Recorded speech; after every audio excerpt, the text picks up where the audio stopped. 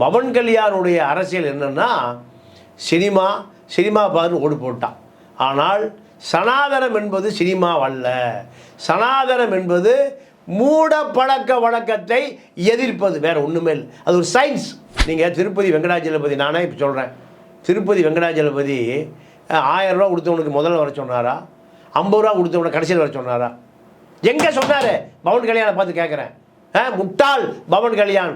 நான் வழக்கு போட்டு எனக்கு இழுக்கு திருப்பதி கோர்ட்டுக்கு வர்றேன், சுப்ரீம் கோர்ட்டுக்கு போயிட்டு வர்றேன். ஒரு நாள் 24 மணி நேரம் காவல் காத்து என்ன பண்ணுறான்? வெங்கடாஜலபதி பார்க்க போகிறான். இப்போ பக்தியோடு பார்க்க போகிறான். அந்த பக்தி என்பது அவனுக்கு சொந்தமானது, அதை விமர்சனம் பண்ணலை, நான் நாத்திகர். ஆனால் பவன் கல்யாண் என்ன சொல்கிறாரு? என் பாடம் படிப்போம். பவன் கல்யாண் அப்பனுக்கே பாடம் படித்தாச்சு, தாத்தனுக்கு பாடம் படித்தாச்சு. கொண்டம்பள்ளி சீதாராமையான அங்கே ஒரு பெரிய கம்யூனிஸ்ட் இயக்க தலைவர் இருந்தார்.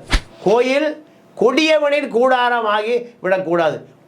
நீங்கள் கோயில் சொத்தை கொள்ளையடிக்கிறவன் தான் கோயில் தற்காராக இருக்கான், கோயில் தலைவராக இருக்கான்.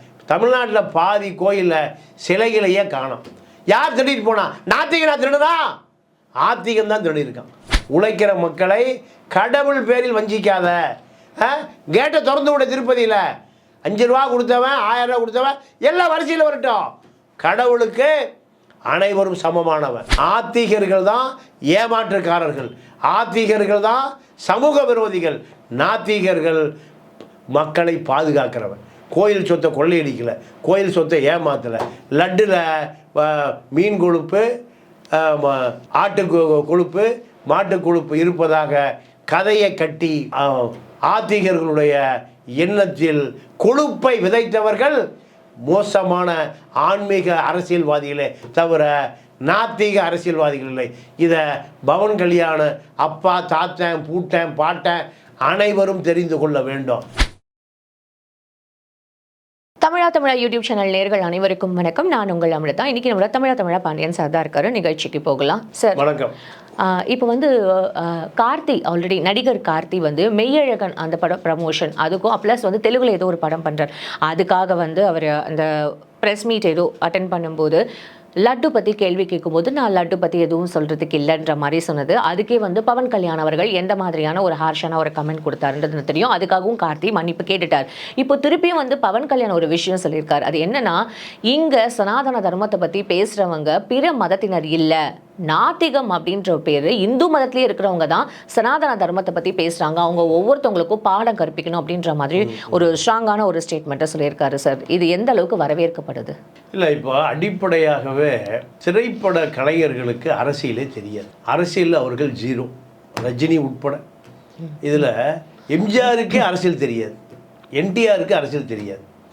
அரசியல் என்பது பெரியாரை போல, காமராஜரை போல தியாகம் செய்வது தான் அரசியல். நான் நேற்று ஒரு வீடியோ பார்த்தேன்.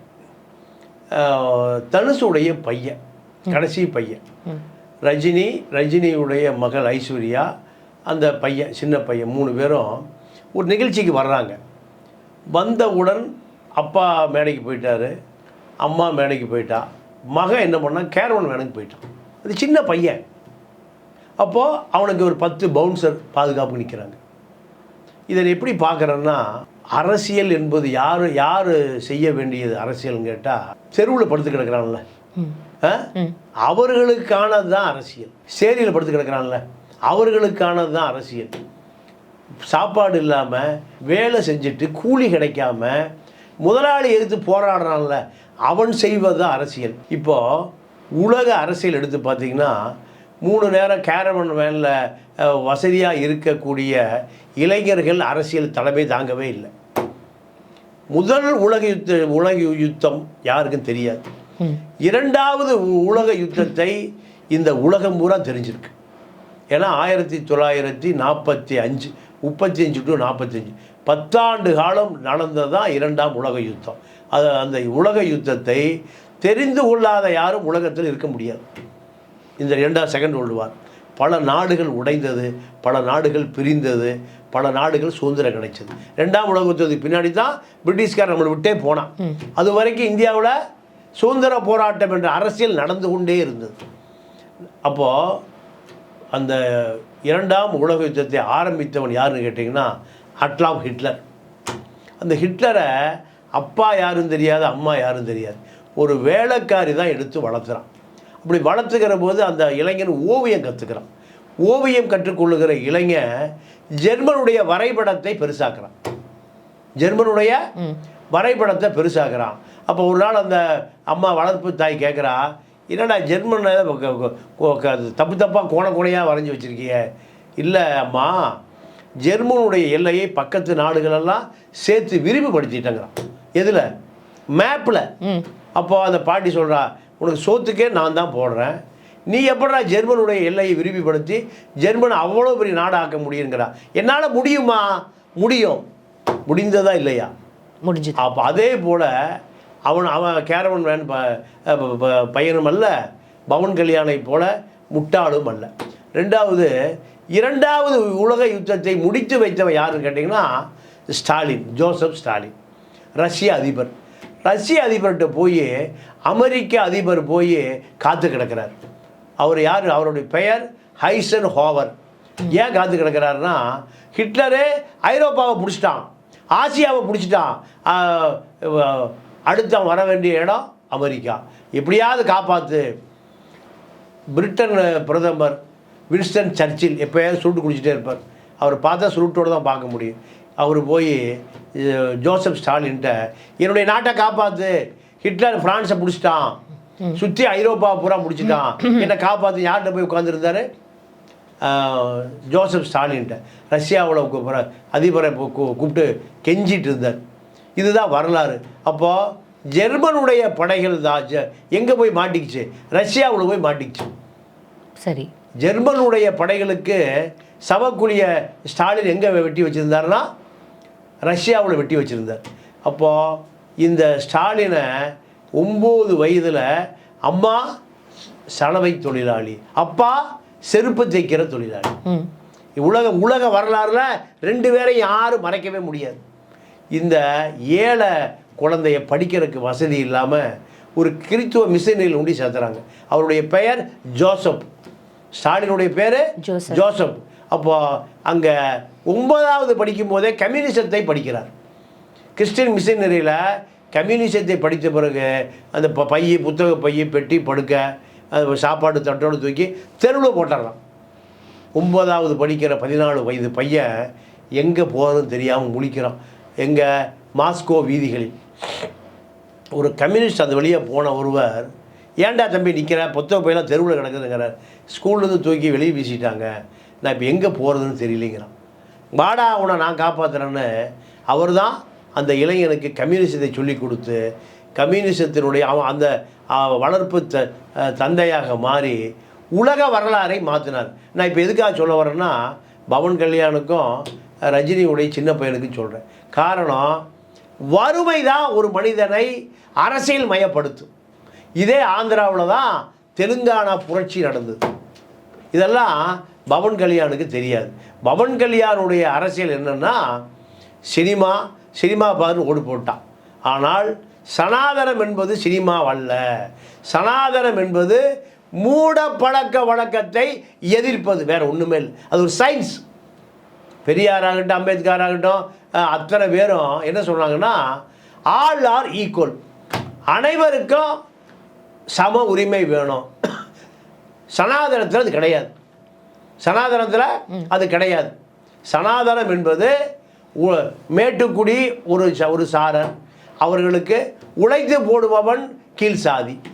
கீழ்சாதிக்கு கல்வி மறுக்கப்படுகிறது, வேலைவாய்ப்பு மறுக்கப்படுகிறது, உரிமை மறுக்கப்படுகிறது, உடை மறுக்கப்படுகிறது, இப்படி எல்லாம் மறுக்கப்படுகிறது. இதுதான் சனாதன சண்டை. பவன் கல்யாணுக்கு என்ன மண்ணாங்கட்டி தெரியும்?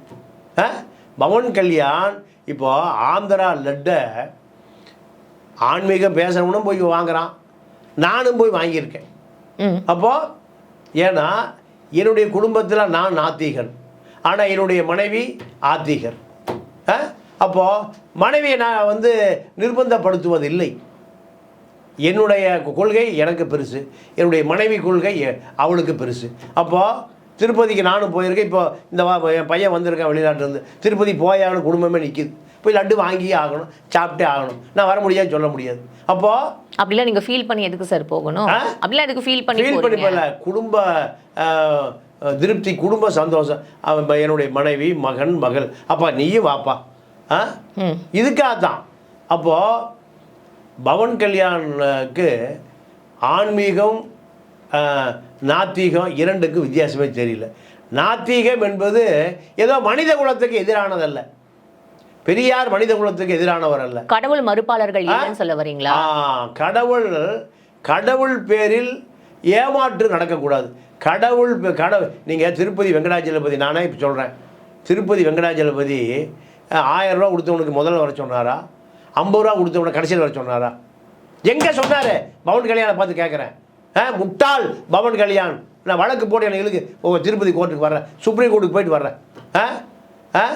எந்த ஊரில் திருப்பதி வெங்கடாஜலபதி 1000 ரூபா கொடுத்தவனை முதல்ல வர சொன்னார்?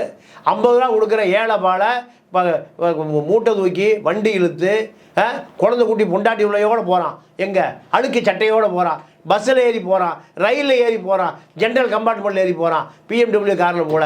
அவனை வெங்கடாஜலபதி பார்க்க மாட்டான்னு சொன்னாரா? 50 ரூபாட்டி ஜருகண்டி ஜருகண்டி போடா போடா தள்ளி விடுறாங்க. நானும் திருப்பதி பல தடவை போயிருக்கேன். ஆனால் அலிபிரியில் 10,000 ரூபா கொடுத்தா மனமுருக நின்று வெங்கடாஜலபதியை சேவிக்கிறான். ஏன் அவன் அழுக்கு சட்டைக்காரன் சேவிக்கூடாதா? அவனை காவலர்கள், என்ன கோயில் அறக்காவலர்கள், அங்கே இருக்கக்கூடிய பணியாளர்கள் ஜருகண்டி ஜருகண்டி இது பேசுவதற்கு வாய்ப்பு கிடைச்சிருக்கு பவன் கல்யாண் மூலம். அப்போது திருப்பதி வெங்கடாஜலியை ஆளை வச்சு ஜருகண்டி தள்ள சொன்னாரா? இல்லை பவன் கல்யாணை போன்ற நீங்கள் கொள்ளையடித்து வைத்திருக்கிற, சமூக விரோதம் செய்திருக்கிற மணல் திருடர்கள், சேகர் ரெட்டிகள் எல்லாம் திருப்பதி வெங்கடாஜலபதி அறக்காவலர் குழு தலைவர்கள். இது எந்த நியாயம்? வெங்கடாஜலபதியை ஆணையிட்டாரா? ஏதாவது செப்பு பட்டை இருக்கா? இல்லை. கடவுள் என்பவன் அனைவருக்கும் பொதுவானவன். ஏழை பாலை, பணம் இருக்கிறவன், பணம் இல்லாதவன், கஷ்டப்படுறவன், கஷ்டவாளி, அனைவருக்கும் பொதுவானவன். அப்போது பவன் கல்யாண் போனால் முதல் மரியாதை. பவன் கல்யாண் படம் பார்க்குறவன், சினிமா தியேட்டரில் டாய்லெட் கழுவுறம் போனால் அவனுக்கு 5 மணி நேரம் தரிசனம் காத்திருக்கணும். எத்தனை மணி நேரம்? ஒரு நாள் 24 மணி நேரம் காத்திருக்கணும். குழந்தைய நான் பார்த்துருக்கேன், குழந்தைய தோளில் வச்சுட்டு குழந்தை குட்டி பொண்டாட்டி பிள்ளையோட எவ்வளோ நிற்பான்? ஒரு நாள் 24 மணி நேரம் காவல் காத்து என்ன பண்ணுறான்? வெங்கடாஜலபதி பார்க்க போகிறான். இப்போ பக்தியோடு பார்க்க போகிறான். அந்த பக்தி என்பது அவனுக்கு சொந்தமானது, அதை நான் விமர்சனம் பண்ணலை, நான் நாத்திகன். ஆனால் பவன் கல்யாண் என்ன சொல்கிறாரு? என் பாடம் படிப்போம். பவன் கல்யாண் அப்பனுக்கே பாடம் படித்தாச்சு, தாத்தனுக்கு பாடம் படித்தாச்சு. கொண்டம்பள்ளி சீதாராமையான அங்கே ஒரு பெரிய கம்யூனிஸ்ட் இயக்க தலைவர் இருந்தார். உழுகிறவன் 1000 ஏக்கராவை உழுகிறவன் 1000 பேர் கூலியாக இருப்பான், ஒரே ஒரு பண்ணையாளர் இருப்பான். தெலுங்கானா புரட்சி என்பது நேரு காலத்தில் 1000 பேரும் 1000 ஏக்கராவை பங்கிட்டு எடுத்துக்கொண்டார்கள். அதுதான் தெலுங்கானா புரட்சி. 1000 ஏக்கராவை ஒருத்தர் வச்சுருந்தான், 1000 பேர் பண்ணை அடிமையாக இருந்தான். இதே ஆந்திராவில். இதுக்கு தலைமை தாங்கியவர் கொண்டம்பள்ளி சீதாராமையா. பவன் கல்யாணுக்கு தெரியுமான்னு கேளுங்க. பவன் கல்யாணுக்கு யாரை தெரியும்? அப்போது தெலுங்கானா புரட்சி இந்தியாவுடைய புரட்சி. ஆந்திரா முழுக்க இந்த ராயலசீமா ஏரியாக்களில் இப்போ நீங்கள் முப்போகம் விளைகிற பூமிகளை பண்ணை அடிமையாக வச்சுருந்தான். எனக்கு ஒரு நண்பர் ஒரு வேதனையோடு ஒரு கருத்தை பதிவு செய்கிறேன். நான் சொன்னது ஒரு 40 வருடங்களுக்கு முன்பு நான் திருப்பூரில் பனியன் ஃபேக்ட்ரி வச்சுருந்தேன். இன்னும் இருப்பார் நினைக்கிறவர். அப்போது ஒரு பனியன் ஏஜெண்ட் ஆந்திரா ராயலசீமா பகுதிக்கு போகிறவர், ஒரு பெரிய பனியன் முதலாளிக்கு திருப்பூர்லேருந்து அந்த காலத்திலேயே லட்சக்கணக்கான ரூபா பணம் அனுப்புவார். அப்படி அனுப்புகிற அவர் போய் அங்கே தங்குனா அவருக்கு அந்த கிராமத்தில் இருக்கக்கூடிய பெண்கள் பணிவிடை செய்ய வேண்டும், நேரடியாக அங்கே சொன்னார். அப்போது இதையெல்லாம் ஒழித்தவர்கள் யார்? கம்யூனிஸ்டுகள், நக்சல்பாரிகள். இதெல்லாம் ஒழித்து ஆந்திராவை ஒரு அடுத்த கட்ட நகர்வுக்கு கொண்டு வந்தவர்கள் ஆந்திராவில் இன்றைக்கும் நக்சல்பாரி புரட்சியாளர்கள் தான். பவன் கல்யாணுக்கு இதெல்லாம் தெரியுமா? சினிமாவில் நடித்து மக்கள் ஓட்டு போட்டால் துணை முதலமைச்சர் ஆகிட்டார். எப்போ பாரு மன்சூலிங்கம் சிலுப்பின மாதிரி சிலுப்பிட்டு போயிட்டே இருக்கார். அடுத்த 5 வருடத்தில் பவன் கல்யாண் எங்கே இருப்பார்னு தெரியாது. ஆனால் நக்சல்பாரி புரட்சியாளர்கள் நீங்கள் கத்தாரை ஆந்திரா பூரா தெரியும். காரணம் உழைக்கும் மக்களுக்காக போராடியவர் கத்தார். அதனால் ஆத்திகம் என்பது வேறு, நாத்திகம் என்பது வேறு. நாத்திகம் என்பது ஆத்திகர்களை கடவுள் பெயரை சொல்லி ஏமாற்றுபவர்களை கண்டிப்பது தண்டிப்பது தான் நாத்திகமே தவிர பெரியாரும் அம்பேத்கரும் நாத்திகர்கள். பவன் கல்யாண் ஆத்திகன். ஆத்திகத்தில் தான் மூட நம்பிக்கை குவிந்து கிடக்குது. ஆத்திகத்தில் தான் சமூக குப்பைகள் குவிந்து கிடக்குது. இதை தடுக்க வேண்டும் என்பது தான் நாத்திகர்களுடைய கொள்கையை தவிர கோயில் கூடாது என்பதல்ல. கோயில் கொடியவனின் கூடாரமாகி விடக்கூடாது. நீங்கள் கோயில் சொத்தை கொள்ளையடிக்கிறவன் தான் கோயில் தற்காராக இருக்கான், கோயில் தலைவராக இருக்கான். தமிழ்நாட்டில் பாதி கோயிலில் சிலைகளையே காணும். யார் திருடிட்டு போனா? நாத்திகனா திருடுனா? ஆத்திகம் தான் திருடி இருக்கான். பொன்மாணிக்க வேலு அமெரிக்காவுக்கு வக்கீல் நோட்டீஸ் அனுப்பிச்சு, ஆஸ்திரேலியாவுக்கு லாயர் நோட்டீஸ் அனுப்பிச்சு சிலைகள்லாம் கொண்டு வந்தார். அப்போது இந்த சிலைகளை பெரியார் கொண்டு விற்றுட்டு வந்தாரா? இல்லை அம்பேத்கர் கொண்டு விற்றுட்டு வந்தாரா? இல்லை பொன்மாணிக்க வேலு கொண்டு விற்றுட்டு வந்தாரா? கடவுளை கும்பிடுகிற அயோக்கியர்கள் தான் நீங்கள் சாமி சிலையை விற்றுருக்கான். சாமி சிலையை முழுக்க ஆத்திகர்கள் அத்தனை பேரும் ஆத்திகர்கள் துணை இல்லாமல் கோயில் சிலையை யாரும் திருட முடியாது. எந்த நாத்திகனாவது கோயில் சிலையை திருடி விற்றதாக ஏதாவது போலீஸ் கம்ப்ளைண்ட் இருக்கா? எந்த கருப்பு சட்டக்காரன் கோயில் சிலை திருடி விற்றதாக வரலாறு இருக்கா? கோயிலை கொளுத்ததாக வரலாறு இருக்கா? கோயிலுக்குள்ள சாமி காசை கோயில் நிலத்தை திருடியாக வரலாறு இருக்கா? எந்த நாத்திகனாவது கருப்பு சட்டக்காரனாவது கோயில் குத்தகையை ஏமாற்றியதாக வரலாறு இருக்கா? இல்லை. எல்லாம் யார்? ஆத்திகர்கள் தான். இந்த முட்டாள் பவன் கல்யாண கோயில் நிலத்தை ஏமாத்துகிறவன், கோயில் சொத்தை ஏமாத்துகிறவன், கோயிலுடைய நிலத்தை அதில் விளையிற நெல்லை ஏமாத்துகிறவன், கோயிலுடைய அதாவது சிவன் சொத்து குலநாசம். அப்போ இவர்களைத்தான் கண்டிக்கணுமே தவிர பவன் கல்யாண் நாத்திகர்கள் உங்களை பாதுகாப்பாளர்கள். ஏழை எளிய உழைக்கிற தாழ்த்தப்பட்ட ஒடுக்கப்பட்ட மக்களை பாதுகாக்கிறவன் தான் நாத்திக. கருப்பு மெழுகுபடுத்தி கருப்பு அவன் எங்கிருந்து வர்றான்? முஸ்லீம் மதத்தில் தான் வந்தான்? இல்லை கிறிஸ்துவ மதத்தில் வந்தானா? இல்லை சீக்கிய மதத்தில் வந்தானா? எங்கேருந்து வந்தான்? இந்த மதத்திலிருந்து தான் வந்தான் அவன். யார் இந்த பாண்டியன்? யார்? நான் என்ன ஜப்பான் ஹுகுடா பரம்பரையில் வந்தவனா? இல்லை அதாவது அந்தமான் பரம்பரையா? நானும் இந்த மண்ணை சார்ந்தவன் தான். இந்த சமூகத்தில் நடக்கிற அவலங்களை முறைகேடுகளை கடவுள் பேரில் செய்யாத, உழைக்கிற மக்களை கடவுள் பேரில் வஞ்சிக்காத. கேட்டை திறந்து விட திருப்பதியில் 5 ரூபா கொடுத்தவன் 1000 ரூபா கொடுத்தவன் எல்லாம் வரிசையில் வரட்டும். கடவுளுக்கு அனைவரும் சமமானவன். வேங்க வயலில் திறந்து விட தாழ்த்தப்பட்டவன் வண்டியில் அடிச்சுக்கிறான். ஏன்? நான் தான் கும்பிட, நீ தான் கும்பிட. சாமி சொல்லிச்சா நீ கீழ் சாதின்னு சொல்லிச்சா? இல்லை நீ மேல் சாதின்னு சொல்லிச்சா? இப்படி அனைத்துமே ஆத்திகர்கள் தான் ஏமாற்றுக்காரர்கள். ஆத்திகர்கள் தான் சமூக விரோதிகள். நாத்திகர்கள் மக்களை பாதுகாக்கிறவன். கோயில் சொத்தை கொள்ளையடிக்கலை, கோயில் சொத்தை ஏமாத்தலை. லட்டில் மீன் கொழுப்பு, ஆட்டு கொழுப்பு, மாட்டு கொழுப்பு இருப்பதாக கதையை கட்டி ஆத்திகர்களுடைய எண்ணத்தில் கொழுப்பை விதைத்தவர்கள் மோசமான ஆன்மீக அரசியல்வாதிகளே தவிர நாத்திக அரசியல்வாதிகள் இல்லை. இதை பவன் கல்யாண அப்பா, தாத்தன், பூட்டன், பாட்டன் அனைவரும் தெரிந்து கொள்ள வேண்டும்.